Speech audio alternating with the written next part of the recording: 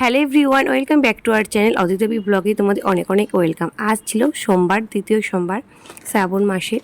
তো আজ আমি যাব কালীবাড়িতে ভোলে বাবার মাথায় জল ঢালতে। তাই বাড়ির থেকে আমি সমস্ত কিছু রেডি করে নিয়ে যাচ্ছি, ফল ফুল সমস্ত কিছু গুছিয়ে নিয়েছি।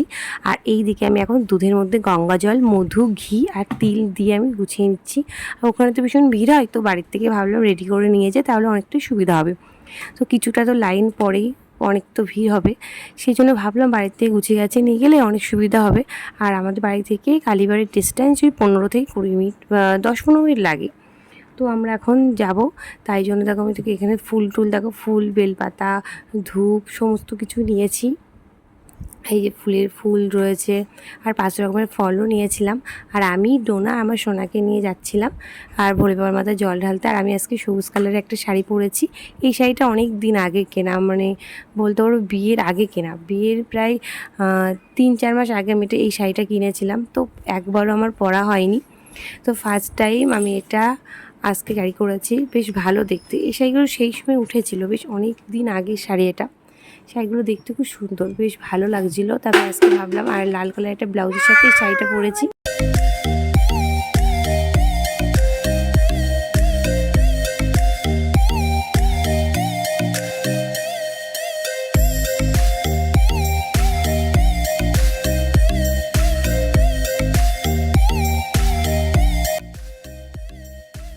এখানে ভোলে বাবার মাথায় আমার জল ঢালা হয়ে গেছে, আর এখানে দেখো অঞ্জলিও আমার দেওয়া কমপ্লিট। তো এবার আমরা বাড়িতে যাব। তার আগে বাইরের পরিবেশটা না খুবই সুন্দর ছিল। তা এখন মন্দিরের সাইডগুলো আমরা এখন ঘুরে ঘুরে দেখব। তারপরে তোমাদেরকেও দেখাচ্ছি কী কী এক খুব সুন্দরভাবে, পাশেই তো বাউরের ধারে এই মন্দিরটি। তো যেহেতু বাউরের ধারে, সেই জন্য আরও বেশি সুন্দর লাগে, মানে জলের প্রায় মাঝখানে এই মন্দিরটা। বাইরের দিকতে দেখতে না খুব সুন্দর লাগে। আর চারিদিকে না পুরো মশারি দিয়ে ঘেরা আছে, যাতে কোনো অসুবিধা না হয়। আর এই দেখো কত সুন্দর ঠাকুরগুলো সাজিয়েছে আজকে।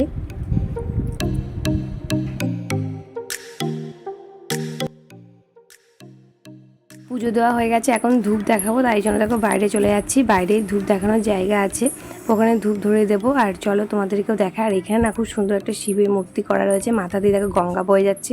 এই জায়গাটা খুব ভালো লাগে, আর এখানকার অনেক অনেক ছবি তোলাও আছে। আর আমি প্রতি বছর তো এখানে আসতে পারি না, এই লাস্ট 2 বছর আমি এখানে বাপের বাড়িতে এসেছি বলে আমি এখানে পুজো দিতে পারলাম না, হলে তো আমি বাড়িতেই থাকি, বাড়িতেই ভোলে বাবার মাথায় পুজো দিই। তো এখন দেখো মেলাটাও রয়েছে, সেই রথের সময় যে মেলাটা বসেছিল সেই মেলাটা এখনও পর্যন্ত আছে। এই মেলাটা থাকবে পুরো ঝুলন যাত্রা পর্যন্ত। তো বেশ ভালো লাগছিলো, চারিদিকে দোকানপাটগুলো সব খোলা রয়েছে। আর মেলার মধ্যে থেকে না অনেক 2-3টে কানের কিনেছিলাম, আর সোনার জন্য একটা হার কিনেছিলাম। কারণ আগের দিন রথের মেলা এসেছিলাম, এত ভিড় কিছুই তেমন কিনতে পারিনি। ওই তাড়াতাড়ি করে কটা জিনিসপত্র মা কিনেছিল, কিনে আমরা বাড়ি চলে গিয়েছিলাম। তো আজকে দেখো আমরা বেশ অনেক ভালোভাবে ঘুরেছি, দেখেছি। আর মানে শোনার জন্য আমার মেয়ের জন্য 2টো হাড়ি কিনেছি, আর আমার জন্য 2-3টে কানের কিনেছিলাম। কানেরগুলো এত ইউনিক ছিল দেখতে, খুব ভালো লাগছিলো। আর এখানে দেখো যে আমার মানে ভিডিও করে দিচ্ছিলো ডোনা, তো ওই বলছে তাকাও তো মিমি, আমি একটা ফটো তুলে দিই, তাই আমি এখান থেকে একটা ফটো তুলে দিল। আর এখানে আমি এখন ধূপকাঠিটা ধরিয়ে দিচ্ছিলাম।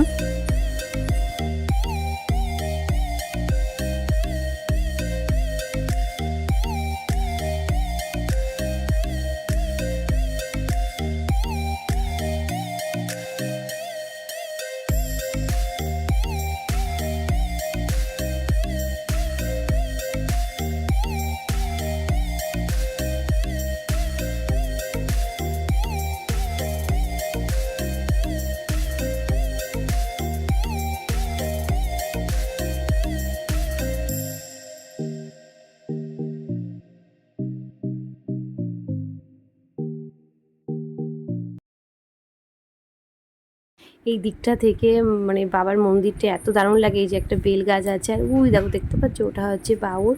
আর এখানে অনেক সিঁড়ি আছে, সিঁড়িতে নিচেও নামা যায়। তারপর দেখো আমি মেলার মধ্যে তো অনেক রকমের দোকান থাকে, তার মধ্যে দেখো এই কানের দোকানগুলো আমার দেখতে খুব ভালো লাগে। আর এখান থেকে দেখো মাম্মামের জন্য একটা হার কিনেছিলাম, হারগুলো এত কিউট কিউট ছিল দেখতে। ব্রেসলেট, হার অনেক কিছু আছে, আর তার মধ্যেও এই সুন্দর সুন্দর কানেরগুলো এত ভালো লাগছিলো। আর এখন এই ট্রেন্ডিংয়ে চলছে ছোটো ছোটো কানেরগুলো, এত সুন্দর দেখতে। দেখো অনেক রকমের ডিজাইন রয়েছে কানের। তো এখান থেকে আমরা 2-3টে কানের কিনেছি, আর বেশি দাম ছিল না, 40 টাকা করে ছিল পার পিস। আর তারপরে বাড়ি চলে এসেছি। দেখো বাড়ি এসে এখানে আমি সাবু খেয়েছিলাম, আর এখানে আমি সাবুটা গোছাই নিচ্ছি। এর মধ্যে কলা, আম সমস্ত কিছুতে আমি মেখেছিলাম আর উপর থেকে এই যে এরকমভাবে সাজিয়ে দিয়েছি।